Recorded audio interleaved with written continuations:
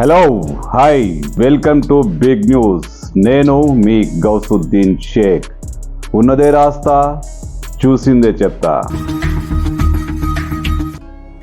నడి రోడ్డు మీదున్న పూజలు చేస్తున్నా, క్షుద్ర పూజలు చేస్తున్నా, ఏదైనా టెంపుల్కు వెళ్ళినా చివరకు జైలుకు వెళ్ళాల్సిన పరిస్థితి వచ్చిన అఘోరి మానసిక పరిస్థితిలో ఎలాంటి మార్పు లేదు.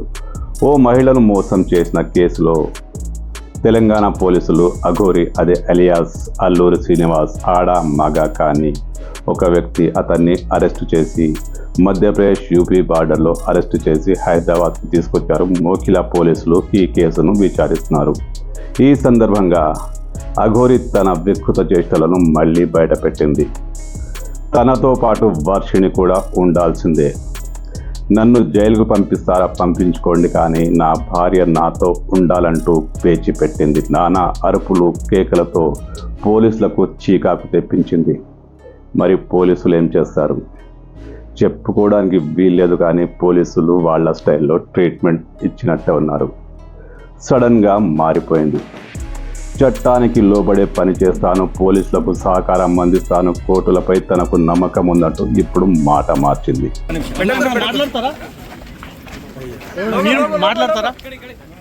కేసు కోర్టులో ఉంది. చట్టం తన పని తాను చేసుకొని పోతుంది. నేను పోలీసు వాళ్ళకి సహకరిస్తున్నాను, కోర్టుకు సహకరిస్తున్నాను. ఇప్పుడు మీతో పాటు ఉన్న అమ్మాయి ఇక్కడ ఉంది, మీతో పాటు భార్య నాతోనే ఉంటది. జైలు కూడా మీతో పాటు వస్తుందా? అఘోరిని అరెస్టు చేసిన మోకిలా పోలీసులు తన్ని చేవెళ్ల కోర్టులో ప్రవేశపెట్టారు. చేవెళ్ల కోర్టు అఘోరికి 14 రోజుల రిమాండ్ విధించింది. ఇందులో భాగంగా ఆమెకు వైద్య పరీక్షలు కూడా చేశారు. ఆమెను జైలుకు తరలిసినప్పుడు మళ్ళీ తప్పే, ఆమె అనాలో అతడు అనాలో అటు ఇటు కానీ వికృత జీవి అనాలో తెలియదు, కానీ అఘోరిని జైలుకు తరలించే క్రమంలో కూడా అఘోరిలోని మరో రూపం బయటకు వచ్చింది. అరుపులు, కేకలు, పెడబొప్పలు, అవసరమైతే జైల్లో ఆత్మార్పణం చేసుకుంటానంటూ బెదిరింపులు పోలీసులకు చీకాకు కలిగించింది. కానీ పోలీసులు కదా మంచి మంచి వాళ్ళను చూశారు. ఈ అఘోరి ఒక లెక్క. చివరకు ఆమె పోలీసుల ఒత్తిడికి తలొగ్గాల్సి వచ్చింది. కానీ ఆమె తనతో పాటు వర్షిణి ఉండాలని డిమాండ్ చేస్తుంది. వర్షిణితోనే ఉంటానంటూ పేచి పెడుతోంది. మరి వర్షిణి ఎక్కడ? అఘోరితో పాటు అనేక వికృత చర్యల్లో పాల్గొన్న వర్షిణి ఎక్కడ? వర్షిణి కూడా పోలీసుల అదుపులోనే ఉంది. వర్షిణిని కూడా యూపీ బార్డర్లో పోలీసులు అరెస్టు చేసి హైదరాబాద్కు తీసుకొచ్చారు. మరి అఘోరి పాత్ర ఏంటి? అఘోరి పాత్రలో వర్షిణి పాత్ర ఎంత? ఈ విషయాల్ని పోలీసులు ఇప్పుడు విచారిస్తున్నారు. అఘోరిని జైలుకు పంపించిన మళ్ళీ రిమాండ్కు తీసుకొని విచారణ చేయాలని పోలీసులు దాదాపుగా డిసైడ్ అయ్యారు. ఇందులో భాగంగానే వర్షిణి పాత్రపై కూడా పోలీసులు విచారణ చేస్తారు. మరి వర్షిణిని జైలుకు తరలిస్తున్నారా అంటే అది లేదు. వాళ్ళ తల్లిదండ్రుల సమక్షంలో ఉండాలని వర్షిణి కోరుకుంటే అక్కడే వదిలేస్తారు. లేకపోతే మహిళల కోసం ఉన్న ప్రత్యేక హోమ్స్కు తరలిస్తారు.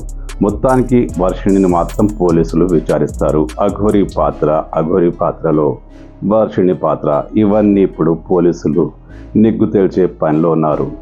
రోడ్డు మీద హంగామా, పోలీసులను బండబూతులు తిట్టడం, law and order problem create చేయడం, ఇవేవి పోలీసులు మర్చిపోలేదు. ఇప్పుడు అఘోరి దొరికింది. పోలీసులు ఖచ్చితంగా అన్నిటికీ నిగ్గు తెలుస్తారు. అఘోరి ఖేల్ ఖతం చేయాల్సిన పరిస్థితి ఏర్పడింది. అఘోరి మారాలి. అందరిలాగానే తను సామాన్య జీవితం గడపాలి. లేకపోతే ఇలాంటి వికృత చర్యలకు పాల్పడితే పోలీసులు తమదైన స్టైల్లో ఇప్పుడు ఖచ్చితంగా యాక్షన్ చూపిస్తారు.